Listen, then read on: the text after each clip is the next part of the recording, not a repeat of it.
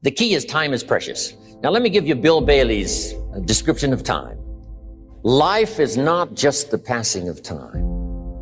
Life is a collection of experiences, their frequency and their intensity. Life is not just watching the clock tick away. Life is a collection of experiences, their intensity, their frequency. When my friend Mark died at age 44, someone says, that's young to die. But what if he lived 4 lifetimes in one? It might not be too young.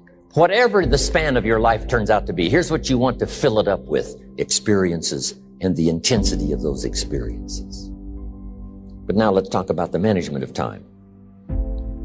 Here's one of the best ones. We covered earlier. When should you start building this hotel? Answer: as soon as you have it finished. Now jot this one down on time management. When should you start the day? As soon as you have it finished. Plan the day the best you can, leaving plenty of room for improvising and surprises and all the stuff that happens during the course of the day. But if you've planned a good, productive day, now you start that day, you can't believe how much more valuable your time will be. Don't start the day until you have it finished. Now here's the next one. Don't start the week until you've had it finished. Now to lay out a week is a pretty good challenge. Next, don't start the month until you have it finished. The places to go and the people to see and the productivity and the sales and the customers and the development and all the rest of what you want to accomplish during the course of 30 days. Don't start the month till it's finished. And then here's the big one. This is really challenging. Don't start the year until you have it finished.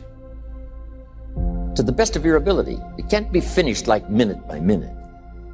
But in terms of the sweep of what you want to accomplish, make sure that that's set and ready to go by the time January 1st rolls around.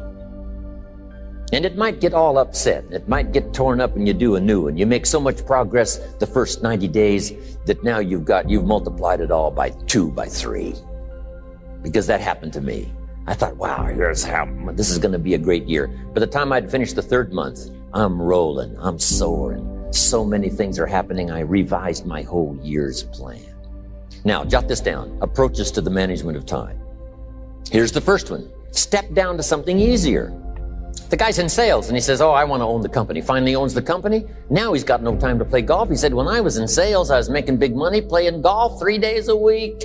Heck with this owning something. Heck with managing. My life was never my own after I started to manage. I'm going back to sales. See, this is the key. If you're getting too pressed, you might consider stepping down to something with a little easier time pressure. Little girl says to her mother, Daddy comes home, brings his briefcase and pats me on the head and says hello, disappears and works on his papers. How come my daddy doesn't play with me? And her mother said, look, your daddy loves you very much, but he's so busy at work, he can't get it all done, he has to bring it home. He loves you, but that's why he can't play with you. And the little girl said, why don't they just put him in a slower group? Jot this down now. If you don't have time for your kids, you might consider joining a slower group. Next key to time management. And that's work longer and harder. But see, there's a limit to that. I almost lost my health the first year. I went so crazy about personal development and achievement. I just went bonkers. You know, I told you I was skinny. By the end of that first year, I was a walking shadow. And then it suddenly occurred to me, what if I got rich and too ill to spend it? I mean, that was a shocker. So I started, developing a little more reasonable. Because I said, if 12 hours won't do it, I'll work 14. If that won't do it, I'll work 18. I mean, how many hours it takes. And sure enough, it cost me too much. So see, working longer and harder for some might be appropriate. If you're just sitting around not doing that much, this might be good, work longer and harder. But you can only work so hard. Here's the key, not to work harder, but smarter. When you've worked as hard as you can, doing the best you can in terms of physical output in the time, reasonable time. Now here's the ultimate in the management of time, and that is you simply become more skillful. When I first got into sales, I was around people that could get, 9 out of 10, 8 out of 10. And when I first started, I could only get 1 out of 10. But here's what I did. I worked around the clock, so that I would make up in numbers what I lacked in skill. That's good in sales. You got to jot that down. When you're new, you make up in numbers what you lack in skill. Now, when you become more skillful, the numbers can go down because now your persuasive ability and all of that is now so high that you don't need to put as many numbers out. But at first, if you want to compete or if you want to really get good, you've got to put in the numbers. But if you get more from yourself, develop more of yourself, now the time management becomes an easier task. Now here's the next thing. Either you run the project or it runs you. I've found out when you start something, at first you're in charge. All of a sudden, a year later, it's in charge. Some of the companies I started, I'm telling you, I'm in control. A couple of years later, I'm out of control. At first, I've got it on the run. 2 years later, it's got me on the run. Haven't got enough time. I'm dizzy with trying to get it all done. So here's part of the key, and that's to get in charge. Say, I'm going to take charge of my health. One of my albums is entitled, Take Charge of Your Life. Take charge of your time. Take charge of your resources, which we're going to talk about next. Take charge of your health. You're the one that's responsible for it. It's not a requirement of society that you not have a heart attack and take care of your family. That's not a requirement of society, but you must make it a requirement of yourself. Society doesn't require that you build a financial wall around your family nothing can get through. That's not a requirement of society. It's a requirement you impose on yourself to build a financial wall around your family nothing can get through. So impose on yourself this self-development of being in charge, taking charge of your life and your health and your future and your responsibilities and all the rest. Next, reasonable time is enough time to achieve all of your goals. Just jot that down. Reasonable time is enough time. Here's why. It's not the hours you put in, it's what you put in the hours. If you start depositing greater ideas into the hours you've got later than now, I'm telling you later, you can't believe the productivity that will flow. The ideas you can't think of now, a year from now, they'll start to flow. And when you deposit those ideas in the hours you've got, productivity multiplies by 2, 3, 5, 10. Next, time management essential. We've already covered the first one, a written set of goals. And then do priorities on your goals. What's important this week? What's important this month? Here's the next one. Often review. Just go over your goals to make sure that your list is working for you. It's got you inspired. It's got you turned on. Somebody says, how come you're up so early? Say, if you were headed where I'm headed, you'd be up early too. Wow. If you were going to meet who I'm going to meet, you'd be up early. If it was going to stack up for you like it's stacking up for me, you'd be getting up early. Here's some more time management essentials. Learn to study what we call majors and minors. You pick up the phone. Here's what you must say when you pick up the phone. Is this a major conversation or a minor conversation? If it's minor, a few pleasantries and you're done. If it's major, maybe you've got to make a few notes. So here's the next one. Important conversations, make an agenda before you make the call. Just jot down a little agenda. It's so easy now to just talk out of your head. Did you ever hear a conversation end like this? Let's see, there was something else. See, you don't look that swift. I can't think of it right now. I'll call you back. See, you look a little incompetent. Let's see, there was something. It escapes me right now. Really? So have you got this now? Make an agenda before you make a call if it's an important call. Now later that saves you all kinds of stuff. You call John in, the salesman, say, John, remember those 4 things we went over? He said, no, we didn't talk about that. And then you pull out your daytime or whatever, and there's the list you made when you made the call. He said, oh yes, seems like I do remember. Salespeople especially can talk you out of what's in your head. It's true. No, we didn't talk about that. And if you don't have a little proof, I'm telling you, it's gone. So make an agenda before you make a call. So what's major, what's minor? Now here's the key on this. Don't major in minor things. If you take up major time to do minor things, I'm telling you, you'll be behind the curve constantly. Here's what we learn in sales training. What's major time and what's minor time?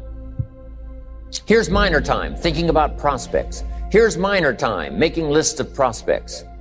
Here's minor time, keeping books on prospects. Here's minor time, going to see the prospect. Here's minor time, evaluating the prospect after you've been there. That's all minor time. Here's major time, in the presence of the prospect. And if you're in sales and you took a look at a week, you'd say, my gosh, I'm spending 90% of my time on the minor stuff and so little time on the major stuff in the presence of. How many hours in the presence of in my day? How many hours in the presence of during my sales week? Because the time that really counts is in the presence of. Here's another key time management essential. Don't mistake movement for achievement. It's easy to get faked out by being busy. Guy comes home at night all exhausted, falls in the chair and says, oh, I've been going. Here's the big question. Doing what? It's not the going. Some people are going, and they're doing figure eights. I mean, their progress is small. So don't mistake movement for achievement. Here's another one in sales we learned. Don't mistake courtesy for consent. If somebody's pleasant and they nod, you say, oh, they're going to buy. No, they're courteous. You can't mistake courtesy for consent. Now, here's a big one, concentration.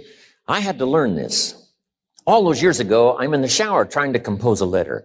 Found it turns out to be a strange letter. So here's what I learned to do. Save the work till you get to the office. Save the work till you get to the work. Don't try to get to the office on the way to work. On the way to work, enjoy the way. In the shower, enjoy the shower. Then go to work when you get to work. I found this to be helpful. Concentration. Now, here's a big one on time management. When you work. When you play. Don't mix the two. Don't work at play. I used to take my family to the beach and I would bring my briefcase. I learned not to do that. Or at the beach, I'm saying I should be at the office. Now my family's upset because I'm at the beach and I'm thinking office. Now when I'm at the office, I'm thinking what? I got to get my family to the beach. So things are not going too well at the office because I'm thinking beach, and things are not going too well at the beach because I'm thinking office. Here's what I learned to do. At the beach, be at the beach. At the office, be at the office. When you work. When you play. Don't mix the two. Don't work at play. Now, here's one of the most important ones. Don't play at work. Work is too serious. You don't want the reputation of being the office joker. Yes, there's time for some pleasant stories. Yes, there's time for a little humor. Yes, best if it's a happy office, of course. But I'm telling you, you got to be serious about work because you're parting with a piece of your life for the work you do. Your work costs you a piece of your life. Here's what it's called. Serious business. Not grim, not unhappy, but serious. Here's another key phrase. All work is good. You may not like your job, but if it's the stepping stones to get you to where you want to go, you got to appreciate your job. You don't have to have a passion for your job. Here's the ultimate passion, a passion for incredible success in every department of my life. That's the passion. But don't look down on some menial job you have to do to finally get you to where you want to go. No job is menial. No job is every job is noble. Training life for pay, making a contribution to society. Here's another big one. Learn to say no. I'm telling you, in such a social society we have now, it's so easy to try to be a nice person saying yes to everything. Find yourself overloaded. Now you got to call and make gosh, all the time it takes to back out of something that you said yes to too quickly. Here's what might be better. I don't think so, but if that changes, I'll call you. Little things you can use not to overcommit yourself. My friend Ron Reynolds says, don't let your mouth overload your back. Next, analyze how you are. And if you have some weaknesses, doesn't seem like you can change, here's the key, get it covered. I used to keep promising myself I'd keep the books. Finally, I gave that up. And back then, it only took me an extra $50-60 a month for some accountant to keep the books. I said, no, I'm going to save the $50. You can't believe what I started losing in productivity because I tried to save the $50. So the key is a lot of the time you can stay like you are, but just make sure you get it covered. Next, beware of the telephone and all other systems of communication, especially the telephone at home. and systems of communication at home. And here's one of the best lines I've got for you for the weekend. Let all communication systems serve you, but don't let them intrude. When it comes time to have dinner with your family, you shut off all systems, unless the ones that can take messages silently. Don't let anybody intrude, come through the front door nor the back door, nor through the telephone or any other device. So you can't reach John and his family when he's having dinner. The President of the United States couldn't get through. If you develop that kind of a reputation, father, mother, when we have dinner, when we're visiting and have this time with our family, nothing intrudes. So don't let these clever little devices keep intruding. You've got to have a place that's sacrosanct. It's valuable. You don't let anything in for that period of time. Now, here's what's next. Just be more alert to the things that might be stealing your time. Here's why. Time is like capital. You can't let someone steal your seed corn. You can't let someone steal your capital. And you can't let someone steal your time. You must designate your time. And some of the time that you designate, you must not let anyone steal. Casual time, you might let someone intrude and steal a little bit and take a little bit, but not serious time. Next. One of the great time management savers is to learn to ask questions up front. Sometimes you talk to somebody for an hour, and then you ask questions and find out if you would have asked those questions up front, you could have saved yourself an hour. Asking questions up front helps you to get to the problem now. But if you just launch into some discourse, you might waste 30 minutes, waste an hour, when here's what you should have been talking about. After you finished an hour, you say, John, what's really the problem? He said, well, it's something personal. See, that's what you should have been talking about this whole hour. Next, learn to think on paper. Solving problems. Take it out of your head and put it on paper. Another one is setting goals. Here's another good way to think on paper. It's a projects book.